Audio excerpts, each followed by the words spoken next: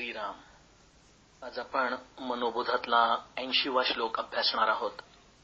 समर्थ माऊली म्हणते, धरा श्रीवरा त्या हरा अंतराते, तरा दुस्तरा त्या परा सागराते, सरा विसरा त्या भरा दुर्भराते, करा नी करा त्या खरा मच्छराते. समर्थांनी जे अनेक प्रकारांनी मनाच्या श्लोकाची रचना केलेली आहे त्यातील एक हा वैविध्यपूर्ण असा श्लोक आहे. आपण प्रत्येक मनाच्या श्लोकामध्ये प्रथमतः सरळ अर्थ आणि नंतर त्यातील भावार्थ किंवा कवितार्थ शोधण्याचा प्रयत्न करत आलोय. या मनाच्या श्लोकाचं वैशिष्ट्य म्हणजे याचा सरळ अर्थ देखील कळणं अनेकदा अवघड असतं. समर्थ या श्लोकामध्ये जो आपल्याला बोध सांगत आहेत तो हरिभक्तीचाच आहे, तो हरिस्मरणाचाच आहे, त्याच्या चिंतनाचा आहे. पण हा बोध एका वेगळ्या छंदामध्ये, एका वेगळ्या रूपामध्ये आपल्या समोर ठेवलेला आहे. समर्थांच्या पहिल्यांदा श्लोकाचा सरळ अर्थ आपण बघूयात. समर्थ माऊली म्हणते की महादेव शंकरांनी ज्याप्रमाणे आपल्या हृदयामध्ये भगवंताला, त्या विष्णू रूपाला, त्या रामाला आपल्या हृदयामध्ये एक प्रकारे जसं कैद करून ठेवलं होतं, जसं आपल्या अंतःकरणामध्ये अगदी बांधून ठेवलं होतं, तसं आपण आपल्या हृदयामध्ये भगवंताला धारण करावं. कारण की हाच एकमेव उपाय आपल्याला या भवसागरातून तरून जाण्यासाठी मदत करेल. या भवसागरामध्ये जे अनेक धोके आहेत त्यापैकी एक सगळ्यात प्रधान धोका म्हणजे मनुष्याचा स्वार्थ. हा मनुष्याचा स्वार्थ हा त्याच्या पोटापासूनच उगम पावतो. आपण बघतो की मनुष्याला भूक ही कायमस्वरूपीच असते आणि या भूकेला जेव्हा अमर्यादपणा येतो, ज्यावेळेला त्याला अनेक गोष्टींची हौस, अनेक गोष्टींचा हव्यास लागतो, त्यावेळेला जर त्या नाही मिळाल्या आणि जर त्या दुसऱ्याला मिळाल्या की त्याच्या जीवनामध्ये मत्सर हा निर्माण होतो. हा मत्सर हा मनुष्याला एक प्रकारे अधोगतीला घेऊन जात असतो. असा हा मत्सर आपल्या अंतःकरणातून त्यागून भगवंताला आपल्या हृदयामध्ये विराजमान करावं, असा समर्थ माऊलीच्या श्लोकाचा हा सरळ अर्थ आहे. श्रोतेहो, आपण बघतो की बऱ्याचदा एखादं जहाज चांगलं समुद्रातून सुंदर चाललेलं असतं. जहाजामध्ये अनेक प्रकारच्या आजकाल फॅसिलिटीज असतात, चांगल्या खोल्या असतात, उत्तम खाणेपिणं असतं, अनेक प्रकारचं लोकांना तिथं आधार दिले गेलेले असतात. हे सर्व आधार जोपर्यंत हे जहाज व्यवस्थित चाललं आहे तोपर्यंत ठीक आहे. पण होऊ नये कधी, पण जर एखाद्या वेळेला या जहाजामध्ये पाणी शिरलं, काही अपघातामुळे म्हणा, आणि या अपघातांमुळे जर जहाज बुडायला लागलं, तर यापैकी कुठली गोष्ट उपयोगाला येते? ना तिथले खाद्यपदार्थ येतात, ना तिथली एखादी वस्तू उपयोगाला येते, ना तिथे चालू असलेलं मनोरंजन उपयोगाला येतं. एवढ्या सगळ्या गोष्टी असतात पण त्यातील काहीच उपयोगाला येत नाही. त्यावेळेला त्या जहाजातून पडणारे प्रवासी हे बुडू लागतात. तसं मनुष्याच्या जीवनामध्ये तो अत्यंत फसव्या अशा आधारांच्या साह्याने राहत असतो आणि स्वतःच त्याचं रंजन तो या आधारांच्या आधारांनी करून घेत असतो. एखाद्याला आपल्या जीवनामध्ये पैशाचा आधार वाटतो. त्याला असं वाटतं की माझ्याकडे पुष्कळ पैसा आहे म्हणजे मला माझ्या जीवनात कुठल्याच प्रकारचा धोका नाही. आपण बघतो ना, अनेक लोक लाईफ इन्शुरन्स स्कीम काढतात. तो एक कागद असतो जवळ, पण मनुष्य त्यांनी निश्चिंत होऊन जातो, त्याला त्याचा आधार वाटतो.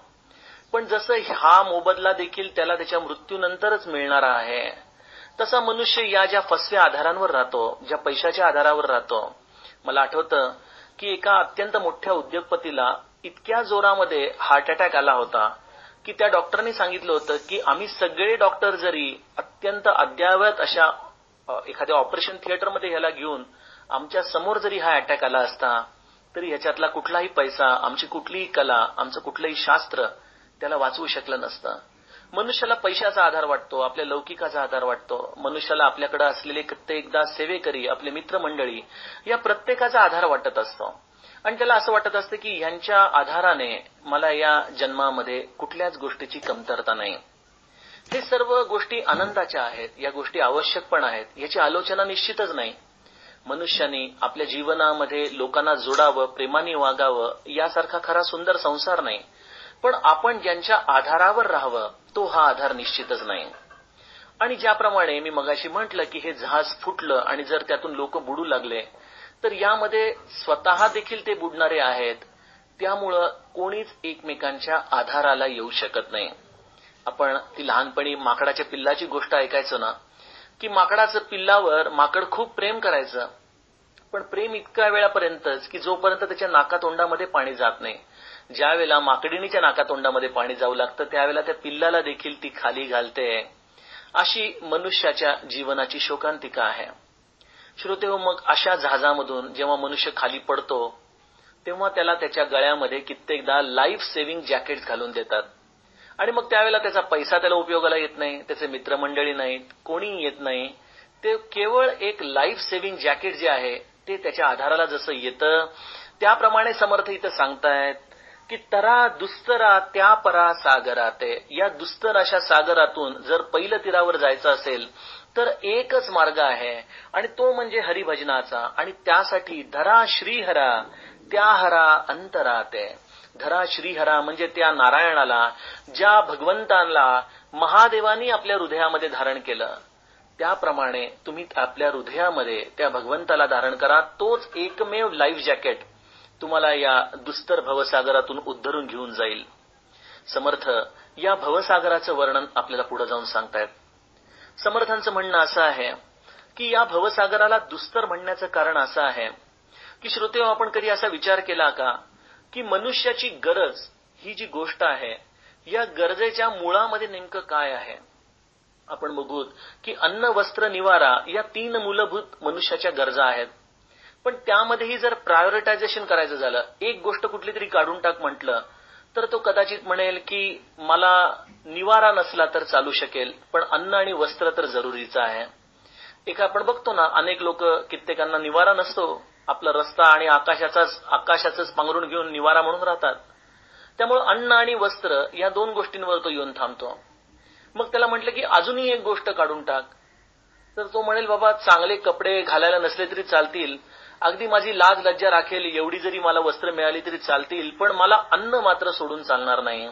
त्यामुळे अन्न, वस्त्र, निवारामध्ये देखील अन्न ही मनुष्याची मूलभूत गरज आहे आणि या अन्नाच्या अधीन ही सारी सृष्टी आहे. मनुष्यानी हे जे काही सर्व उत्क्रांती केली, हे अनेक शोध लावले, अनेक नवीन संशोधनं केली, या सगळ्याच्या मागं माणसाच्या पोटाची भूक ही सगळ्यात मोठं शोधाची जननी आहे. ही भूकच मनुष्याला या वेगवेगळ्या स्तरांवर जाऊन संशोधन करायला भाग पाडत असते. आणि या भूकेच्या पोटी मनुष्य अनेकदा या दृश्य जगामध्ये असा काही हरवून जातो की त्या भगवंताला जे हृदयामध्ये धारण करायचं समर्थांनी महत्व आपल्याला सांगितलंय ते तो नेमका विसरून जातो.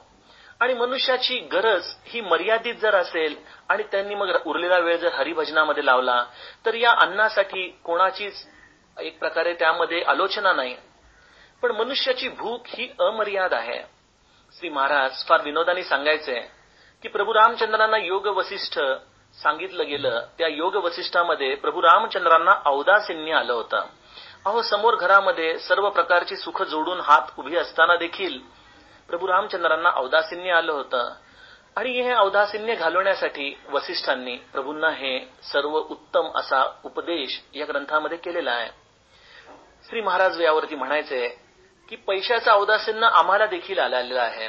जसं प्रभू रामचंद्रांना आलं होतं त्याप्रमाणे आम्हाला देखील ते औदासिन्य आलंय. फरक इतकाच आहे की प्रभू रामचंद्रांना ते औदासिन्य पैशाच्या असणेपणातून आलं होतं आणि आम्हाला ते पैशाच्या नसणेपणातून आलेलं आहे.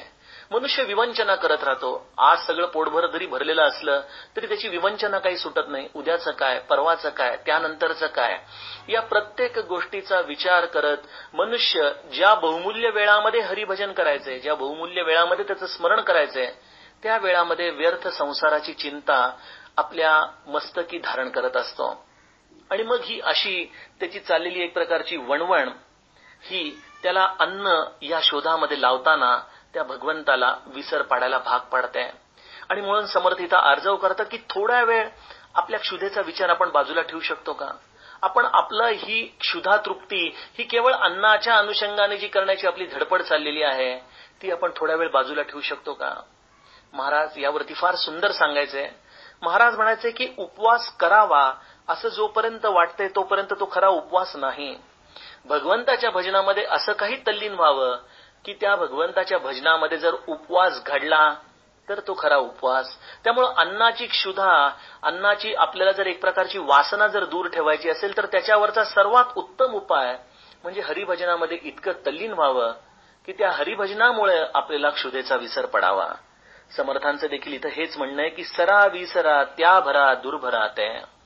आणि या अन्नाची जी भूक मी आपल्याला सांगितली ही फक्त पोटातल्या अन्नाची भूक नाही. मनुष्याचा हा हव्यास आहे. एक गाडी आहे तर आणखीन चांगली वस्त्र, आणखीन चांगली निवारे, हे जे मनुष्याचा हव्यास आहे, या हव्यासापोटी आपण अनेकदा आपल्या जीवनाचं ध्येय हरवून बसतो. आणि हे ध्येय हरवताना आणखीन एका खोल खड्ड्यामध्ये आपण जातो. तो म्हणजे आपला हा हव्यास आपल्याला नेहमी दुसऱ्याशी कंपॅरिझन मध्ये घेऊन जातो. दुसऱ्याच्या प्रारब्धाशी आपण आपलं प्रारब्ध जोडून बघू लागतो. अरे, माझ्या जीवनामध्ये मला हे का मिळालं नाही, त्याला का मिळालं, हे माझ्या जीवनातच का, त्याच्या आयुष्यात का नाही, या एक प्रकारच्या कंपॅरिझनमुळं मनुष्याच्या अंतःकरणामध्ये जो मत्सर निर्माण होतो, तो मत्सर हा अत्यंत तापदायक असतो. ज्याप्रमाणे भक्ती ही अत्यंत शीतल आहे, त्याप्रमाणे मत्सर हा अत्यंत तापदायक आहे. आणि हा रस्ता जो आहे, या मत्सराच्या अनुषंगाने जो राहतो, तो या जीवनामध्ये कधीच अंतर्गत शांत होऊ शकत नाही. त्याच्या जीवनामध्ये कधी हरिभजन प्रगट होऊ शकत नाही. त्याच्या हृदयामध्ये तो कधी श्रीवत्स येऊ शकत नाही. आणि त्यामुळं ही आपल्या जीवनामध्ये असलेली हव्यासाची पराकोटीची अवस्था की जिथं जीवन मत्सराने भरून जातं. हे मत्सर जर घालवायचं असेल तर त्यावरही उपाय हरिभजनाचा आहे. कारण की हरिभजनच मनुष्याला समाधान देऊ शकतं. ते समाधानच आपली दृष्टी आतमध्ये वळवू शकतं. मला जे दिलंय देवानी त्यामध्ये मी आनंदी आहे, तृप्त आहे. कदाचित मीठ भाकर जरी खायची वेळ असेल तरी ती मीठ भाकर प्रभूचा प्रसाद म्हणून खाताना चेहऱ्यावरती इतकं समाधान असेल की त्या समाधानामध्ये देखील आपल्या जीवनामध्ये आपला हा हव्यास कधी सुटून जातो, या हरिभजनाचा परिणाम आपल्या अंतर्गत वृत्तीवर कधी होतो, हे आपल्याला कळू शकत नाही. त्यामुळे समर्थांचं आपल्या सर्वांना एकच सांगणं आहे की या हव्यासापोटी या भवसागरामध्ये पडू नका. या भवसागरातून जर तरुण जायचं असेल तर एकच करा, जे माझ्या महादेवानी केलं, जे माझ्या शंकरांनी केलं, जे आपल्या प्रभूंनी आपल्या हृदयामध्ये त्या चरण पादुका जशा लपून ठेवल्या, ते रामचरित मानसाचं जसं अखंड गायन केलं, त्या रामलीलाचं जसं चिंतन केलं आणि राम नामाचं पुरस्मरण केलं, तसं आपण आपलं आयुष्य जगावं. आपला हा प्रपंच एक कर्तव्य भावनेने करत राहावा. दिलेल्या परिस्थितीमध्ये समाधानात राहावं आणि आपल्या कर्तव्यापासून न चुकता समाधानात राहण्याचा अभ्यास करावा. मला वाटतं हेच हरिभजनाचं फलित आपल्या जीवनात उतरावं. हे या समर्थ माऊलीच्या श्लोकाचा गभितार्थ. जानकी जीवन स्मरण जय जय राम. श्रीराम. आज आपण मनाच्या श्लोकातला 81वा श्लोक अभ्यासणार आहोत. समर्थ माऊली म्हणते, मना मत्सरे नाम सांडू नको हो, अति आदरे हा निजध्यास राहो, समस्तामध्ये नाम हे सार आहे, दुजी तुळना तुळिता हीनस आहे. समर्थ माऊली आपल्याला मनुष्याच्या वृत्ती परिवर्तनाचा राजमार्ग या श्लोकामधून समजावून सांगत आहेत. समर्थ म्हणतायत की हे मना, हे माझ्या सज्जन मना, तू या कामक्रोधादी षड्रिपूंमधून निर्माण झालेल्या एका मत्सरापोटी भगवंतांचं अनमोल असं जे नामरत्न आहे, त्या नामाला तू कधी त्यागू नकोस. ते नाम तू अत्यंत आदराने, अत्यंत श्रद्धापूर्वक, प्रेमाने आपल्या हृदयाशी धरून ठेव. त्या नामाचा अखंड आठव, त्याचा निजध्यास तू आपल्या जीवनामध्ये ठेव. हे भगवंताचं नाम हे सर्व साधनेचं सार आहे. आणि अशा भगवंताच्या नामाची तुलना या विश्वातल्या कुठल्याही गोष्टीशी जरी केली तरी भगवंताचं नाम हे सर्वश्रेष्ठ ठरतं. त्यामुळे हे मना, तू अत्यंत प्रेमाने, अत्यंत आदराने या नामाला आपल्या मुखाशी, आपल्या हृदयाशी धर. श्रोते हो, हा समर्थांच्या श्लोकाचा सरळ अर्थ. आपण हा जो सगळा परमार्थाचा प्रवास करतो, हे नेमकं आपण काय करत असतो ह्याचा कधी आपण विचार केलेला आहे का? सॉक्रेटिसची एक गोष्ट मी आपल्याला कदाचित आधी सांगितली असेल की एखाद्या ओबडधोबड दगडामधून जेव्हा एखादी सुंदर मूर्त हा सॉक्रेटिस घडवायचा, तेव्हा लोक अचंबित व्हायचे. आणि मग ही अचंबित झालेली लोक म्हणायची की कस काय हे शक्य आहे, कस काय घडलं, ही कशी मूर्ती आली बाहेर. यावरती तो अत्यंत विनयाने म्हणायचा की अहो, मूर्ती तर दगडामध्येच होती, मी त्याच्यातला नको असलेला भाग फक्त काढून टाकला. सद्गुरूच्याकडे आलेला जो त्याचा शिष्य आहे, जो त्याचा साधक आहे, जो त्याचा शरणागत आहे, श्रोते हो, सद्गुरू देखील त्या जीवाचं वृत्ती परिवर्तन करत असतो. त्याच्या वृत्तीच्या परिवर्तनातून तो त्या जीवाला शिवरूप म्हणजे अगदी आपल्यासारखं करून टाकत असतो. ब्रह्मानंद महाराज देखील हेच म्हणायचे की माझ्या आयुष्यामध्ये मला श्री महाराजांनी अगदी आपल्यासारखं करून टाकलेलं आहे. आपल्या वृत्तीचा आजचं जे अंग आहे ते देहबुद्धीचं आहे. मी म्हणजे देह या जाणीवेशी आपण एकरूप झालेलो आहोत. त्यामुळे आज आपल्या जीवनामध्ये स्वार्थ आहे, आज आपल्या जीवनामध्ये अनेक दोष आहेत. आपल्याला प्रत्येकाला इतरांचे दोष बघणं, त्याचं चरविच्चरण करणं याची आवड आहे. श्रोतेहो, या सगळ्या गोष्टींमध्ये आपण बघता का की आपला किती बहुमूल्य वेळ वाया जात असतो. सर्व संतांचं एकच म्हणणं होतं, त्यांनी या सर्व सृष्टीला रामरूप बघितलं आणि त्यामुळे ते अत्यंत काकुळतीने सगळ्यांना सांगायचे की या विश्वामध्ये सर्वांचे दोष बघणं बंद करा, ही आपल्या साधनेची सगळ्यात पहिली प्रगतीची पायरी आहे. पण आपले हे दोष बघण्याची वृत्ती नामस्मरण करताना देखील कित्येकदा सुटत नाही. मग या दोष बघण्याची वृत्ती बळावत जाते. जसा एखादा रोग जर वेळीच उपचार केला नाही तर तो बळावत जातो, त्याप्रमाणे ही आपली दोष बघण्याची वृत्ती जर आपण अगदी समूळ उच्चाटन करून टाकली नाही तर ती आतल्या आत वाढू लागते. मनुष्याला कुठल्याही गोष्टीमध्ये चांगलं असं काही दिसतच नाही.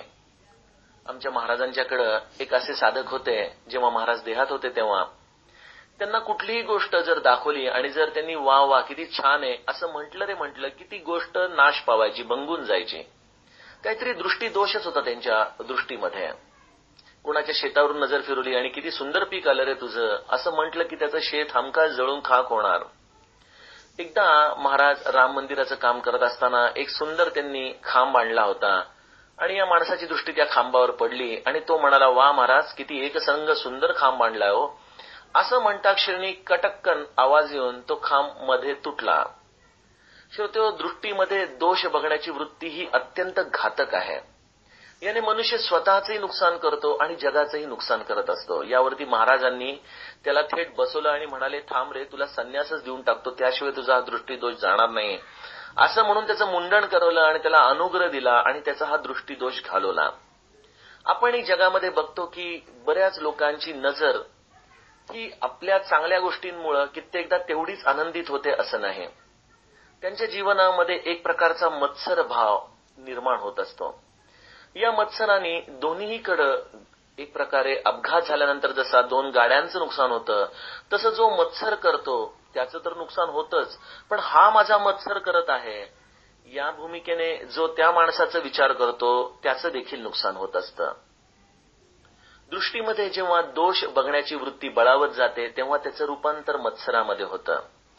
आणि हे मत्सर हा एखाद्या वनामध्ये लागलेल्या वणव्यासारखा आहे. जसा वणवा एखाद्या ठिणगीपासून सुरुवात होतो पण वाऱ्याने पसरत पसरत अनेक झाडांना जसा तो व्यापून जातो, तसा हा मत्सर हा आपल्या मनाला अंतर्बाह्य व्यापून टाकतो. बघा, आपण रात्रभर विचार करतो एखाद्या व्यक्तीचा, एखाद्या गोष्टीचा, हा मला असं का म्हणाला. त्याचप्रमाणे जो आपला मत्सर करत आहे ही भावना ज्याच्या मनात येते तो देखील रात्रभर झोपत नाही की ह्याचं नेमकं मी काय असं घोडं मारलंय, हा माझ्याबाबत असा का वागतो. अशा विचारांनी तो देखील होरपळत राहतो. हा वणवा आहे, हा दोघांनाही जाळून टाकतो. आणि त्यामुळे समर्थ असं म्हणतात की या वृत्तीमुळं, दोष बघण्याच्या वृत्तीमुळं सहजपणे आपण आपल्या जीवनातला बहुमूल्य वेळ या नको असलेल्या गोष्टींचं चिंतन करतो आणि त्यातून नामस्मरणाची क्षती आपल्या जीवनामध्ये होते. ज्या वेळामध्ये भगवंताचं स्मरण करावं, ज्या वेळामध्ये भगवंताला आळवावं, त्याचं स्मरण करत करत प्रेमाश्रू हृदयातून, नेत्रातून आपल्या भगवंतासाठी अभिषेक रूपाने यावेत, अशा वेळामध्ये इतरांचा मत्सर, तेही या मिथ्या जगाचा, तेही कुठल्या तरी क्षुल्लक कारणावरून, हे म्हणा नको मत्सर करू, या मत्सरापोटी तू ते नाम घालवू नकोस. मग या मत्सरावरती, या दोषावरती उपाय काय? तर या दोषावरती उपाय एकच, ते म्हणजे समस्तामध्ये नाम साचार आहे. अहो अति आदरे हा निजध्यास राहो, समस्तामध्ये नाम हे सार आहे. हाच त्याच्यावरचा उपाय आहे. नामाने आपला दृष्टीभेद होऊ शकतो. नाम आपल्या जीवनामध्ये या मत्सराचं उच्चाटन त्याच्या मूळ प्रवृत्तीमधून म्हणजे दोष बघण्याच्या प्रवृत्तीपासून करतं. भगवंताचं नाम ही वृत्ती नेमकी कशी काढून टाकतं? श्रोतेहो, मत्सर म्हणजे मनाचा आकुंचितपणा आहे. जेव्हा आपलं मन हे इतरांच्या गोष्टींना एक्सेप्ट करायला तयार नसतं, त्यावेळेला आपल्याला हवे नकोपणा वाढतो. हा हवे नकोपणा वाढला की द्वेष निर्माण होतो. या द्वेषातून मत्सर निर्माण होतो. भगवंताचं नाम नेमकं आपल्या मनाच्या आकुंचितपणावरती काम करतं. ते आपल्या मनाला व्यापकता द्यायला सुरुवात करतं. मनाला व्यापकता देतं कसं काय बरं? नाम हे मनाला व्यापकता देऊ शकतं कारण की नाम हे मनाला सूक्ष्म करत असतं. आणि एक गंमत अशी आहे, एक ट्रिग्नॉमेट्री अशी आहे, एक फॉर्म्युला असा आहे की मन जसं जसं सूक्ष्म होऊ लागतं तशी तशी वृत्ती व्यापक होऊ लागते. भगवंताच्या नामाने अनेक लोकांचा राग नाहीसा होतो. अनेक लोकांच्या जीवनातले कामक्रोधादी षड्रिपू हे लयाला जातात. हे कसं होतं? कारण की नाम हे मनाला सूक्ष्म करतं आणि मन जसं जसं सूक्ष्म होतं, हरिस्मरणाने भरून जातं, हरिप्रेमाने भरून जातं, तसं तसं मनुष्याची वृत्ती ही व्यापक होऊ लागते. जेव्हा वृत्ती व्यापक होते तेव्हा टॉलरन्स वाढतो इतरांचे दोष सहन करण्याचा. जेव्हा आपला टॉलरन्स वाढतो तेव्हा आपल्याला इतरांचे दोष सहन करता येतात. हळूहळू ते दोष आहेत हेच जाणवणं कमी होऊन जातं. जेव्हा मनुष्याचे दोष दिसणंच बंद होतं त्या क्षणी आपल्याला आपली आवड निवड कमी होते आणि त्यापोटी निर्माण होणारा मत्सर देखील हळूहळू कमी होत जातो. जेव्हा हे विश्व आपल्याला संपूर्ण दोषरहित दिसू लागेल त्यावेळेला आपल्या जीवनातून मत्सराचं देखील उच्चाटन होईल. पण हे इतक्या सहजपणे होतं असं नाही. त्यासाठी समर्थ म्हणतात की नामाचा निजध्यास. निजध्यास म्हणजे आपल्या जीवनातील सर्व अवस्थांमध्ये. मनुष्य हा साधारणतः 4 अवस्थांमध्ये जगत असतो. जागृती, स्वप्न, सुषुप्ती आणि तुर्या. जागृती म्हणजे आपली ही जी दिनश्चर्या आहे सकाळी उठल्यापासून ते रात्री झोपेपर्यंत ही जागृती. स्वप्न अवस्था म्हणजे आपण झोपलोय, काहीतरी स्वप्न बघतोय, ही स्वप्न अवस्था. सुषुप्ती म्हणजे गाढ झोप आणि तुर्या ही त्याच्या पलीकडची अवस्था जी फक्त परमार्थाने गुरुकृपेने अनुभवता येते. या 4ही अवस्थांमध्ये जर नाम भरायचं असेल तर त्यासाठी जागृतीमध्ये नामाचा निजध्यास आणि तोही अति आदराने. आदराने म्हणजे प्रेमाने, केवळ एका संख्येपोटी नाही, केवळ करायचं म्हणून नाही, तर प्रेमाने, अत्यंत आदराने जागृतावस्थेमध्ये आपण जितकं काळ नामस्मरण करू ते नाम आपल्या स्वप्नामध्ये उतरेल, तेच नाम आपल्या गाढ सुषुप्तीमध्ये उतरेल आणि तेच नाम एक दिवशी गुरुकृपेने आपल्याला तुर्या अवस्था देखील मिळवून देईल. असं हे नामाचं छोटंसं औषध. जसं त्या होमिओपॅथीच्या गोळ्या असतात ना साबुदाण्याच्या, आपल्याला त्यांच्याकडे बघितलं की वाटतं हे काय, हे कसं औषध, यांनी कसं आपलं कार्य होईल. पण बऱ्याचदा अनेक प्रकारचे मॅजिकल रिझल्ट्स, आपल्या कल्पनेच्या पलीकडचे रिझल्ट जसे या होमिओपॅथीने मिळतात आणि ही छोटीशी गोळी हे जसं काम करून जाते तसं भगवंताचं नाम कार्य करतं.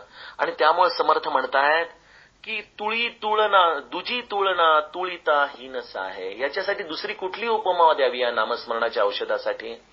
हे नामस्मरण आपण अत्यंत आनंदाने, अत्यंत निदिध्यासाने आणि आदराने जर आपल्या जागृतावस्थेमध्ये ठेवलं तर या नामाची स्पंदनं आपली सुषुप्ती भरून काढतात, स्वप्नावस्था भरून काढतात आणि या नामामध्येच सद्गुरू आपल्यावरती कृपा करतात, आपली दृष्टी व्यापक करतात, आपली वृत्ती व्यापक करतात, या जगाला दोषरहित बघायची वृत्ती निर्माण करतात, जगातले अनेक प्रकारची मंडळींना सामावून घेण्याची वृत्ती आपल्या हृदयामध्ये निर्माण करतात आणि हीच वृत्ती आपली व्यापक होत होत एक दिवशी ब्रह्मांडाला भेदून प्रत्यक्ष परमात्म स्वरूप होऊन जाते. तिथं वृत्तीचे दोन्ही किनारे निघून जातात.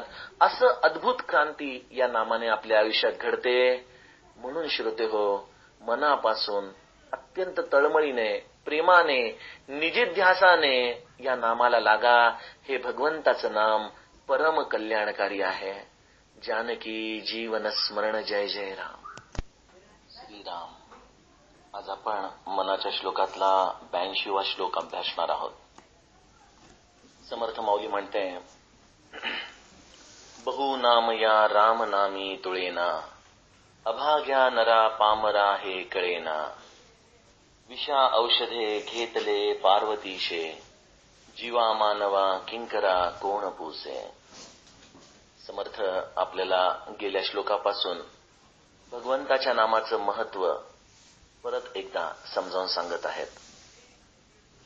समर्थांच्या या श्लोकाचा सरळ अर्थ असा आहे श्रोतेहो, की भगवंताची नामं या विश्वामध्ये असंख्य आहेत, पण या सर्व नामांमध्ये राम नामाचं महत्व हे अधिक उंचीवरचं आहे, अधिक अमूल्य ते आहे.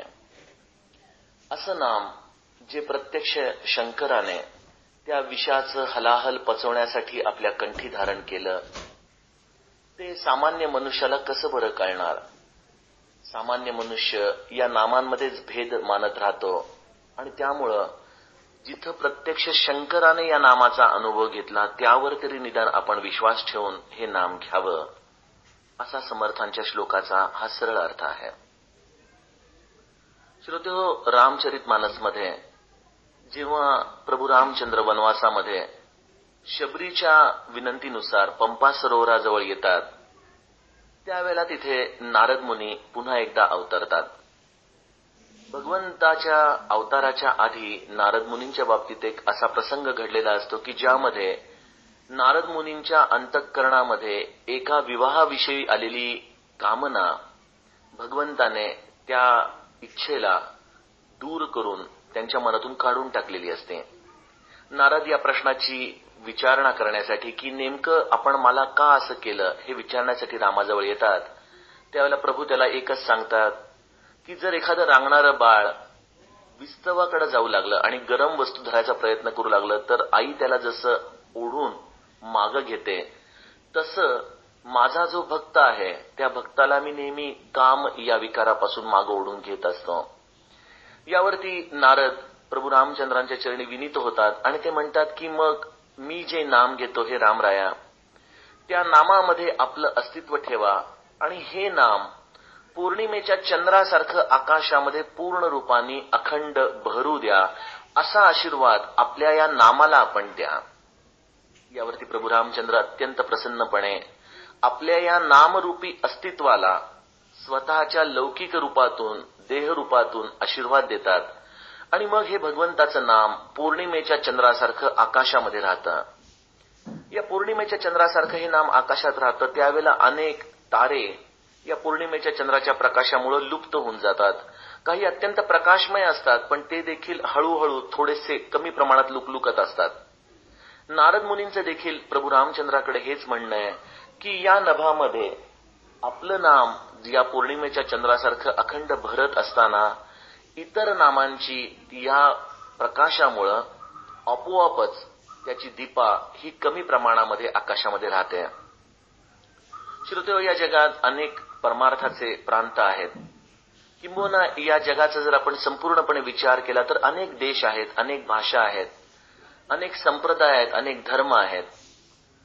त्या परमतत्वाला प्रत्येक जण वेगवेगळ्या नावानी हाक मारतं. कोणी त्याला अल्लाह म्हणतं, कोणी त्याला जीसस म्हणतं, कोणी त्याला राम म्हणतं. या सगळ्या नावांमध्ये वस्तू मात्र एकच आहे, ते परमस्वरूपच आहे. एक अतिशय सुंदर असं कविता मध्यंतरी वाचनात आली कि अगर तू मंदिर में बसता है तो मस्जिद में कौन पलता है, और अगर तू मस्जिद में पलता है तो उस क्रॉस पर कौन बैठा है. या अशा अनुषंगाने जर आपण बघितलं तर परमात्माचा सर्वत्र सगळीकडे व्यापून उरलेला आहे. पण भगवंताच्या नामामध्ये राम नामाची श्रेष्ठता अशी आहे की या राम नामामध्ये कुठल्याही प्रकारची कामना त्या जीवाच्या अंतःकरणामध्ये कधी राहत नाही. आपण बघतो की प्रत्येक धर्मामध्ये भगवंताला आळवण्याचे जे वेगवेगळे मार्ग आहेत, त्या प्रत्येक धर्मामध्ये थोड्याफार प्रमाणामध्ये कुठल्या ना कुठल्या तरी इच्छेने, अपेक्षेने त्या भगवंताच्या नामाला आपण हाक मारत असतो. पण राम नामाचा महिमा असा आहे की करी निक्काम काम या राघवाचे, तसं अंतःकरणातला काम जाळून टाकणारा, अंतःकरणातला हा वणवा शांत करणारा, असं हे प्रभू रामचंद्रांचं नाव आहे. त्यामुळे नारद मुनींच्या आशीर्वादाने हा पौर्णिमेचा चंद्र आपल्या हृदयामध्ये ज्यावेळेला प्रगटतो त्यावेळेला आपल्याला सहजपणे या राम नामाचं महत्व कळू लागतं. पण मनुष्याची बुद्धी ही अल्प आहे. मनुष्य हा लगेच विश्वास पण ठेवतो आणि काही क्षणांमध्ये तो विश्वास काढून पण घेतो. ज्या वेळेला त्याला कंपॅरिझनला पॅरल अशा 4-5 गोष्टी दिसायला लागतात, त्यावेळेला तो आपल्याच हातात असलेला हिरा कोळशाच्या बरोबर घासून बघू लागतो. भगवंताच्या नामाचं महत्व शब्दांनी आपण कितीही सांगितलं तरी बुद्धीच्या पातळीपर्यंतच ते जातं. बुद्धीच्या पातळीपासून ते अंतःकरणापर्यंत पोहोचू शकत नाही. त्यामुळे भगवंताच्या नामाचं महत्व, रामाच्या नामाचं महत्व हे वेगळेपणे सांगताचा प्रयत्न जरी केला तरी ते बुद्धीपर्यंतच जाऊन थांबतं. या रामनामाच्या आधाराने अनेक मंत्र आहेत. आपण म्हणतो ना राम कृष्ण हरी, हा वारकरी संप्रदायाचा मंत्र आहे की ज्या मंत्राच्या आधाराने असंख्य वारकरी आपलं शेती पाणी सगळं काही सांभाळून या रामकृष्ण हरीच्या गजरामध्ये विठ्ठलमय होऊन जातात. त्रयोदशी रामनामाचा मंत्र हा तर समर्थांचा प्राण होता. आज अनेक संप्रदायांमध्ये या त्रयोदशी रामनामाचं अखंड स्मरण होत असतं. अनेक ठिकाणी ओम आणि राम या 2 गोष्टींचा साधर्म्य घेऊन बीजमंत्र तयार केले जातात. ओम आणि राम हे सूक्ष्म आणि स्थूल अशा रीतीने एकमेकांना जोडणारे हे आहेत, त्यांची नामं आहेत. जसं ओंकार हे अत्यंत सूक्ष्म आहे पण त्याचं स्थूल रूप हे राम आहे. त्यामुळं एक बाजू ओंकाराची तर दुसरी बाजू रामाची, राम नामाची, असं ओम राम असा देखील बीज मंत्र अनेक ठिकाणी सापडतो. किंबहुना अनेक ज्या संप्रदायांमध्ये राम या नावाने अद्याक्षराने कुठं ना कुठेतरी मंत्रामध्ये ज्याची गुंफण आहे, ती सर्व नामं ही बीज मंत्रासारखी त्या जीवाचा उद्धार करून टाकत असतात. त्यामुळे राम या अक्षराचं महत्व हे विलक्षण आहे, पण सामान्य जीवाला हे कळू शकत नाही. त्याच्यासाठी ही 2 साधी अक्षरच राहतात. कसं कळू शकेल रामनामाचं महत्व? रामनामाचं महत्व हे त्यालाच कळू शकतं ज्यांनी त्याचं महत्व अनुभवलेलं आहे.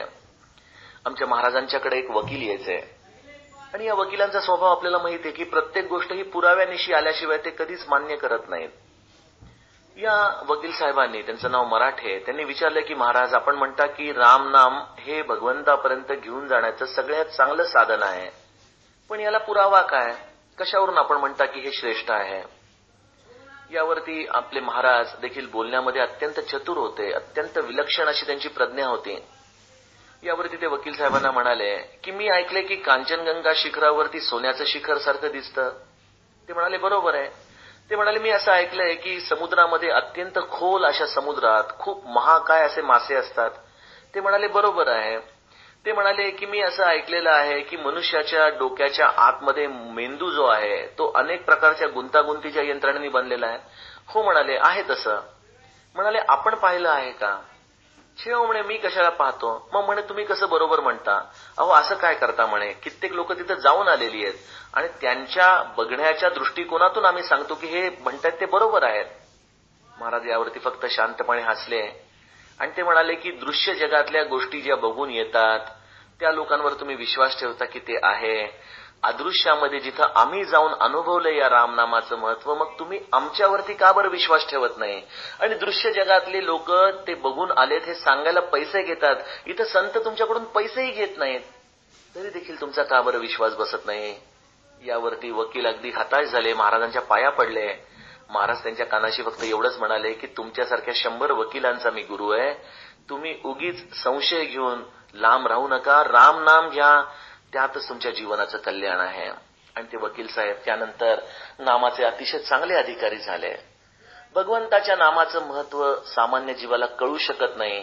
ते महत्व केवळ सद्गुरूच्या कृपेने, सद्गुरूच्या शक्तीने कळू शकतं. आणि सद्गुरू हा देखील या रामनामाने घडतो, तो इतका सहजपणे घडत नाही हो. या रामनामाच्या प्राप्तीसाठी सद्गुरू असंख्य प्रकारचे त्रास सहन करतो. जसं शंकराने ते हलाहल विष पचवलं, त्याप्रमाणे आजच्या काळामध्ये, कलियुगामध्ये किंवा अनंत काळापासून जे जे काही सद्गुरू तत्वामध्ये विराजमान झालेत त्यांनी देखील या समाज जीवनाचं हलाहल पचवलेलं आहे. शंकराने जशी रामनामाची अखंड आराधना केली तसं हे आपल्याला मिळालेलं रामनाम या सद्गुरू तत्वाने कुठंतरी नैमिषारण्यासारख्या निर्जन ठिकाणी जाऊन अनंत देहाला यातना देत पचवलेलं आहे. या शंकराने आपल्या हृदयामध्ये रामरूप प्रगटवलं, त्या रामाला आपला गुरु मानत त्याच्याशी हितगुज केलं. त्याप्रमाणे सद्गुरूला या रामनामाच्या आधाराने रामाचं दर्शन झालेलं आहे. एवढ्या अनंत यातना सहन करून जेव्हा रामाचं दर्शन होतं तेव्हाच सद्गुरू हा अधिकारी होतो रामनामाचं महत्व सांगायला. आणि मग आपलं काम काय आहे? आपण फक्त त्या सद्गुरूच्या शब्दांवरती विश्वास ठेवावा. आणि या सद्गुरूच्या शब्दांवरती विश्वास ठेवण्यातच आपण सर्वजण कमी पडतो. आणि त्यामुळं समर्थ माऊली म्हणतात की जीवा मानवा किंकरा कोण पुसे. अरे प्रत्यक्ष त्या शंकराला ज्या रामनामामुळं आपला दाह शमन करता आला, तिथं सामान्य माणसाची काय अवस्था आहे? तरी सामान्य मनुष्य हा आपल्या बुद्धीच्या अनुषंगाने शंकराच्या अस्तित्वावरती देखील कित्येकदा प्रश्नचिन्ह निर्माण करतो. अर्थात या सगळ्या संशय विकल्पाने रामनामाचं महत्व हे कधीच कमी होत नाही. रामनाम हे तर गंगेसारखं आहे, रामनाम हे तर सूर्यासारखं आहे. ते तर अखंड तळपत राहणार, ती तर अखंड वाहत राहणार, ती तिचं पावित्र्य घेऊन वाहत राहणार. ज्या गंगेमध्ये एखादा जर जाऊन गेला, किनाऱ्यापर्यंत गेला आणि जर त्यामध्ये डुबकी मारली नाही तर यामुळे गंगेचं पावित्र्य पण कमी होत नाही, पण या माणूस मात्र मोठ्या एका लाभापासून वंचित राहतो. तसं रामनामाचं महत्व मला आज कळत नाही, पण माझा सद्गुरू सांगतोय ना, माझा तो शंकर सांगतोय ना, हे मी सगळ्यांकडून ऐकत आलेलो आहे ना, मग मी का बरं विश्वास ठेवत नाही? श्रोतेहो, खऱ्या अर्थाने आपण अजूनही परमार्थामध्ये अंतःकरणपूर्वक उतरलेलोच नाही. आपण त्या विषयाला खरंच खूप गांभीर्याने घेतच नाही. आणि जर आपण आपल्या जीवनामध्ये खऱ्या अर्थाने सार्थक करू इच्छित आहात, आपण सुखी होण्यासाठी किती धडपड करतो, हे कर ते कर, इकडे जा, हे पैसे कमव, नवीन नोकरी घे, नवीन व्यवसाय उघड, नवीन प्रकारचे आणखीन जोडधंदे दे, किती सुखासाठी धडपड करतो. इथं सुखाच्या पलीकडे असलेलं सार्थक सद्गुरू आपल्याला देऊ इच्छितोय, आणि तेही साध्या सोप्या रामनामाच्या स्मरणाने. आणि मी मात्र त्या सुखासाठीच सद्गुरूला अखंड आपल्या प्रपंचामध्ये खेचून घेतोय. आणि मला सद्गुरू जीवनाचं सार्थक करण्याच्या दृष्टीने भगवंताच्या नामाची गोडी लावण्याचा प्रयत्न करतोय. श्रोतो, एखाद्या लहान मुलासारखं आपण व्हावं बरं, सद्गुरूकडे जावं. ते लहान मूल जेव्हा खेळण्यामध्ये खेळत असतं, कुठल्या तरी पाळण्यामध्ये बसलेलं असतं आणि आई काहीतरी कुंड्यामध्ये कालवून भात वरण म्हणा, दूध भात म्हणा, काहीतरी घेऊन येते. आणि बालकाच्या समोर जेव्हा ती फक्त हात करते तेव्हा बालक अतिशय विश्वासाने, कारण की माझी आई मला काही चुकीचं देणार नाही हा त्याचा दृढ विश्वास आहे लहान वयातच, ते करतं आणि मुकाट्याने आई जे देतं ते खायला लागतं. आपण जर त्या बालकासारख्या मनाने सद्गुरूकडे गेलो आणि त्यांनी अत्यंत प्रेमाने आपल्या मुखापर्यंत आणून दिलेलं रामनामाचं जर सेवन विश्वासाने केलं, तर याचा फायदा फक्त त्या जीवाला आहे, त्या जीवाच्या कल्याणामध्ये आहे, त्या जीवाच्या सार्थकतेमध्ये आहे. तेव्हा श्रोते हो, संशय मनातून काढून टाका. जीवनातला संशय हा सर्व दुःखाचं कारण आहे. हा संशय काढून आपल्या सद्गुरूंनी ज्याचं महत्व जाणलेलं आहे, ज्याच्यामुळे जीवनाच्या माझं सार्थक होणार आहे, अशा रामनामाला आपल्या कंठी धारण करा. त्याला अत्यंत प्रेमाने आळवा, तन्मयतेने त्याचं स्मरण करा आणि आपल्या जीवनाचा हा वृक्ष स्वतःच्या या डोळ्यांनीच वाढताना बघा आणि आपल्या जीवनाचा एक परमोच्च क्षणाचा आनंद याच आयुष्यात घेण्याचा प्रयत्न करा. हीच समर्थ माऊलीचा आर्ज. जानकी जीवन स्मरण. जय जय राम.